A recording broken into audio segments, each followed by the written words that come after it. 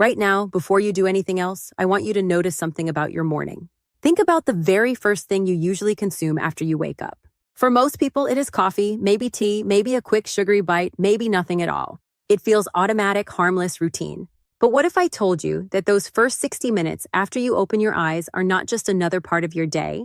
They are the most biologically powerful window your body has to defend itself at the cellular level. Because after the age of 50, something very quiet begins to change inside you. It does not come with pain. It does not come with warning signs. It happens in the background, deep inside your cells, while you go about your normal life. Your body is still working, still functioning, still doing everything it is supposed to do, but it is not doing it with the same efficiency it once had.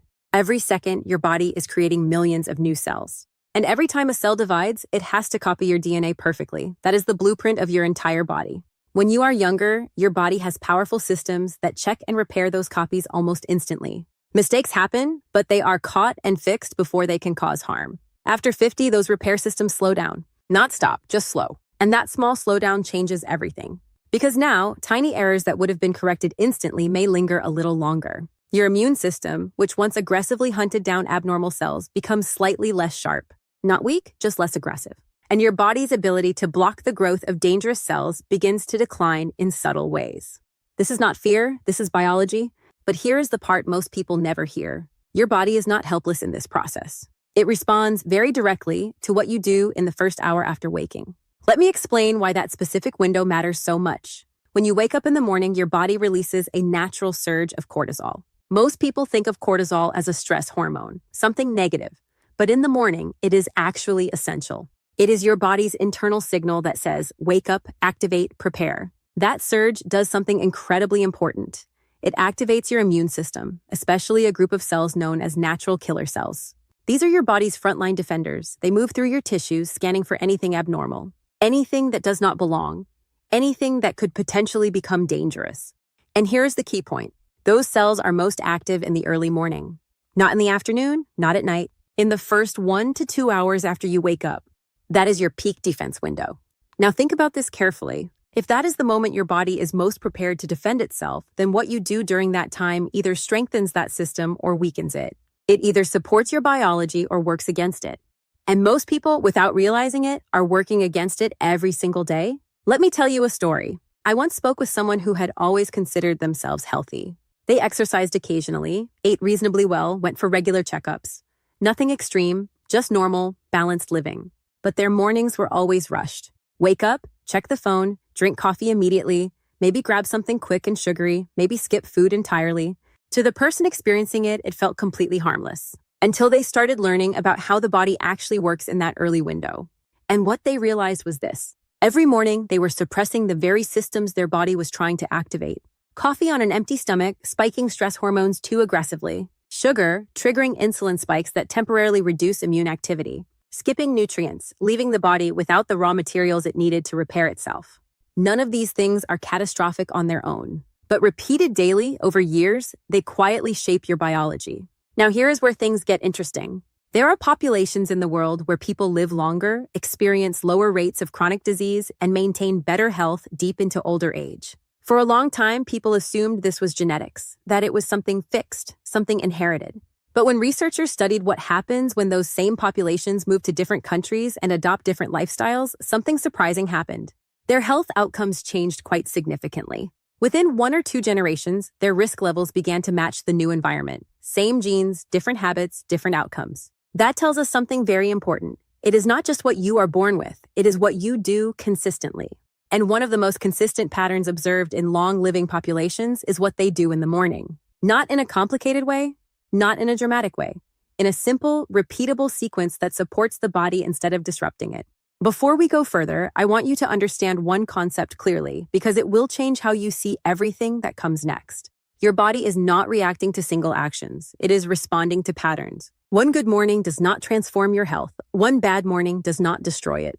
But a repeated pattern, done daily, becomes a signal, and your body adapts to that signal. So what I am about to show you is not a miracle trick. It is a pattern that, when repeated consistently, shifts your internal environment in a measurable way. Now imagine this. Inside your body right now, there are cells that are perfectly healthy, doing exactly what they are supposed to do. And there may also be cells that are slightly abnormal, not dangerous yet, not harmful yet, just different. Your immune system's job is to find those cells and remove them before they become a problem. At the same time, your body has another system that controls whether those abnormal cells can grow. Because even if a cluster of abnormal cells forms, it cannot become dangerous unless it develops a blood supply. Without blood supply, it stays small, inactive, contained. Without blood supply, it stays small, inactive, contained. And then there is your DNA repair system, constantly working to fix small errors before they accumulate. So now you have three critical systems: your immune surveillance, your growth control mechanisms, your DNA repair processes. After 50, all three begin to slow slightly. But here's the important part. They are still active, and they can be supported.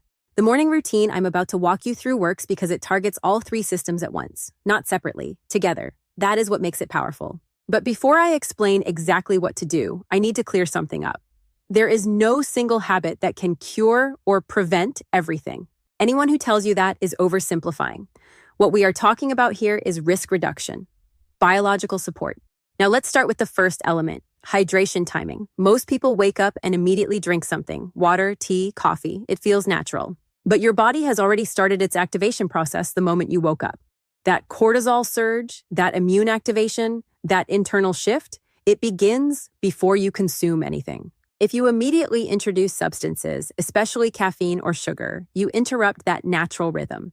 Giving your body even 15 to 20 minutes after waking before consuming anything allows that initial activation to complete more effectively. It sounds small, but small timing changes can have meaningful effects over time. Now, during those first 20 minutes, something else matters: light, natural light specifically. When light enters your eyes in the morning, it signals your brain to regulate your internal clock. That clock controls when your cells divide, when your repair systems activate, and when your immune system operates at peak efficiency. Without proper light exposure, that timing becomes disrupted. And when timing is disrupted, biological processes become less efficient. This is why people who rarely get morning sunlight often feel more fatigued. Just 10 minutes of natural light in the morning can begin to correct that. Now let's talk about what you consume, because this is where most of the impact happens. There is a specific category of compounds found in green tea. These compounds influence how cells respond to stress, how they repair damage, and how they regulate growth. One of the most well-known sources is green tea, but not just any green tea. Preparation matters, temperature matters, timing matters, because the active components are sensitive. Too much heat and they degrade. Combined with certain foods, and their absorption decreases. Prepared correctly, they can enter your system and interact with multiple pathways. They can support your body's natural ability to manage abnormal cell growth signals. They can influence inflammatory processes, and they can work alongside your immune system. But here's where most people go wrong. They rely on supplements instead of real food, and that reduces the benefits significantly. The second element involves your gut.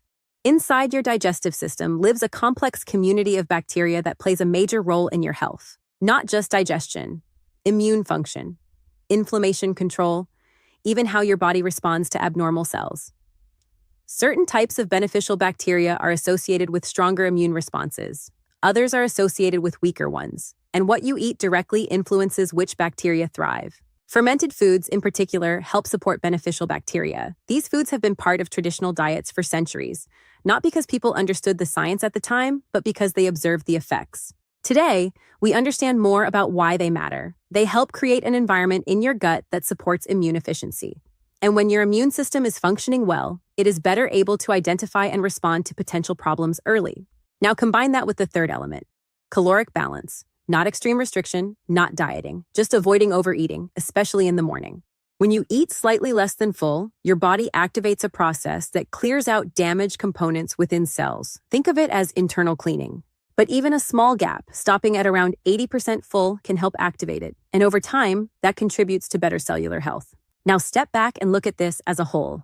Morning timing, light exposure, specific nutrients, gut support, caloric balance. Each one influences a different system. Together, they create a coordinated effect. This is not about doing something extreme. It is about aligning with how your body already works. And the reason this matters more after 50 is because your margin for error becomes smaller. After 50, those compensations become less efficient. So your habits matter more, not less. Now, before we move into the exact step-by-step routine, there is something important you need to understand. There are also habits that can completely undo these benefits, and most people are doing them without realizing it. In the next part, I am going to walk you through the precise morning sequence, the exact timing, and the preparation details. Because getting this right is not about doing more. It is about doing it correctly. And once you understand that, you will see your mornings very differently. Now that you understand why the morning window matters, we can move into what actually changes things in a real practical way. Because knowledge without a clear action becomes just another idea you forget by tomorrow. And the truth is, this only works if it becomes something you can repeat without effort. Not something complicated, not something that requires perfect discipline, something simple enough that you can do it even on a busy morning. So let's build this step by step, exactly how your body prefers it. First, you wake up naturally as light fills the room. The first instinct most people have is to reach for something, a phone, a drink, food, anything to start the day. But your body has already started. That cortisol rise, that immune activation, that internal shift, it is already happening. So the first step is doing nothing. For about 15 to 20 minutes, you let your system wake up fully without interference. No coffee, no sugar, no heavy input. You can move, stretch, walk around, open a window, but you avoid consuming anything immediately. This gives your internal rhythm space to complete its natural activation cycle. Now, during this window, you add something that most people underestimate: light. Not artificial light, natural light. Step outside, stand near a window, or expose your eyes to daylight without sunglasses for a few minutes. This is not about brightness, it is about signaling. Light enters your eyes and tells your brain that the day has begun. That signal travels deeper into your body and starts aligning your internal clock. That clock controls when your cells repair themselves, when your immune system is most active, and how your hormones behave throughout the day. If this signal is weak or delayed, everything that depends on timing becomes less efficient. So even 10 minutes of natural light in the morning becomes a powerful anchor for your entire system. Now, after those 15 to 20 minutes, you move to the first intake. This is where most people either support their biology or quietly disrupt it. Instead of jumping straight to coffee, you begin with something that works with your body, not against it: a properly prepared green tea. But here is where details matter more than people think. The temperature of the water should not be boiling. Too much heat destroys the sensitive compounds that give it its value. Warm, not boiling. And instead of rushing it, you prepare it in a way that preserves its structure. Because what you are consuming here is not just a drink. It is a set of active compounds that interact with your cells. These compounds have been studied for their ability to influence how cells respond to stress signals, how they regulate growth, and how they manage internal damage. But here is something most people never realize. What you combine it with determines how much of it your body actually uses. If you add dairy, for example, those beneficial compounds bind to proteins in the milk and pass through your system without being absorbed effectively. So something that looked healthy becomes far less useful. On the other hand, adding a small amount of something acidic, like lemon, can significantly improve how much your body absorbs. That small adjustment can multiply the effect. Now think about that for a moment. Same drink, different preparation, completely different outcome inside your body. That is how sensitive these processes are. Now, while you are doing this, there is another layer happening. Your digestive system is waking up, your gut is preparing to receive input. And this is where the second element becomes critical: fermented foods. Now, I understand that not everyone is used to them. Not everyone enjoys them. But their role is not about taste. It is about what they do inside your gut. They introduce and support beneficial bacteria that directly interact with your immune system. These bacteria influence how efficiently your body can identify and respond to abnormal cells.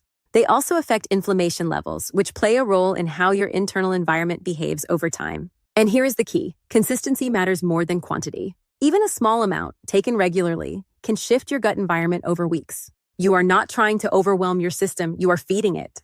Now, if traditional fermented foods are not something you can tolerate easily, there are alternatives. What matters is that you are providing your gut with the right signals. Because your immune system does not operate in isolation, it is closely linked to what is happening in your digestive system. Now, after this, you move into your first meal. And this is where another common mistake happens. Most people either overeat or they choose foods that spike blood sugar quickly. Sugary cereals, white bread, processed foods. These create a rapid rise in glucose, followed by an insulin response. And that response temporarily reduces certain immune activities. So at the exact time your body is most ready to defend itself, you are dampening that response. Not permanently, but enough to matter if it happens every day. So instead, your goal is simple: balanced intake. Protein, healthy fats, fiber, and most importantly, you stop before you are completely full. This is not about dieting. It is about signaling. When you stop at around 80% full, your body interprets that as a mild form of scarcity, and that triggers internal processes that focus on repair and cleanup. Damaged components inside cells are broken down and removed. This process does not activate when you are constantly eating to full capacity. So that small gap, that slight restraint, becomes a signal for your body to shift into maintenance mode. Over time, that matters. Now, at this point, you have done something powerful without doing anything extreme. You have supported your immune system. You have influenced how your cells respond to stress. You have created conditions that are less favorable for unwanted growth. But there is one more piece that completes this sequence: movement, not intense exercise, just gentle movement. A short walk, 10 to 20 minutes. This helps your body use what you have just provided. It stabilizes blood sugar, it improves circulation, and it reinforces the signals you have already created. None of these steps are individually dramatic. You will not feel a sudden transformation overnight. What changes is the direction. Instead of slowly moving toward dysfunction, you begin to move toward stability. And over weeks and months, that difference becomes visible. More consistent energy, better sleep, improved recovery, and most importantly, a body that is functioning more efficiently at the cellular level. Now, before you walk away, I need to show you something equally important. There are 4 habits that quietly undo everything we just discussed. The first is adding dairy to your morning tea. As simple as it seems, this one change reduces the effectiveness significantly. The second is starting your day with high-sugar foods. Even if the rest of your routine is perfect, that spike and crash disrupts your immune timing. The third is skipping the fermented component. And the fourth is relying on supplements instead of real foods. The interactions between compounds matter. Now here's the final piece: consistency, not perfection. 70% consistency will outperform 100% perfection that only lasts a week. Tomorrow morning is coming no matter what. Will you follow the same automatic pattern, or will you make a small adjustment? Start simple, start tomorrow, and let your body do the rest.